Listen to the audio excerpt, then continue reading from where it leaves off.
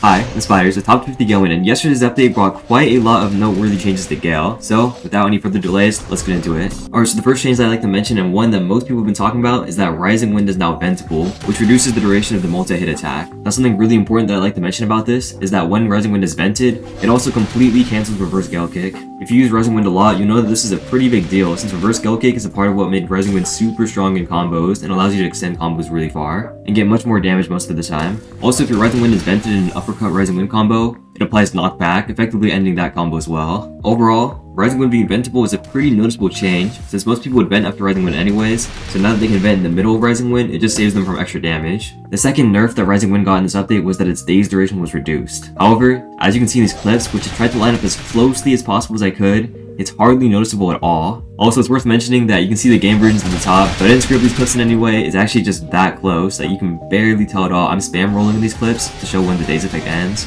but you can hardly see any difference, so this nerf is really not impactful at all. But it was in the patch notes, so it's worth mentioning at least. Overall, regarding these Rising Wind changes, I'd say it's definitely nothing to freak out about, and it's definitely not a gut either. Rising Wind being ventable is pretty unfortunate because it does decrease the amount of damage you can get from it by a lot, but it's not too bad of a nerf, I'd say.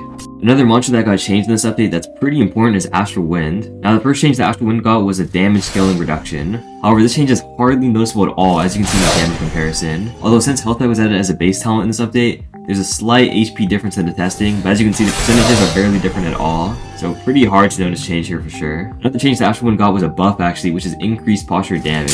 However, this change is also barely noticeable at all, as you can see here. Again, you do have +2 posture of this update from Hardened Nerves being the base talent, but hardly noticeable at all. The percentages are barely different, so it's basically the same. So this is probably not going to change much. So for the most part, I'd say Astal Wind is basically the same here. Another change that's barely noticeable is that Tornado Kick got a projectile hitbox size increase. Although, as you can see in these clips, it really does not look that different. However, I will say that my Tornado Kick was level 1, so there is a chance that could impact the results.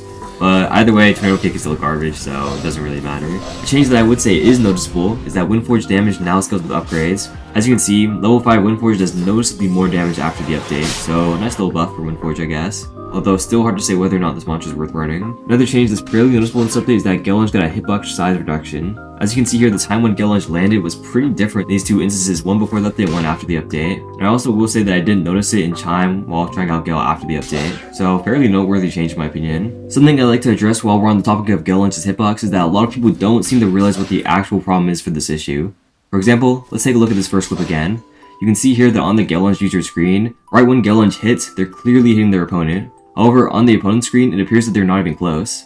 The reason this happens is because there's a slight delay in how your opponent sees your position due to Roblox lag. This means that on your opponent's screen, you'll always be a fraction of a second behind where you actually are, because of this lag. This is important here, since in that fraction of a second with a monster like Gale Launch, you move a pretty noticeable distance, which is what makes the hitbox look a little crazy.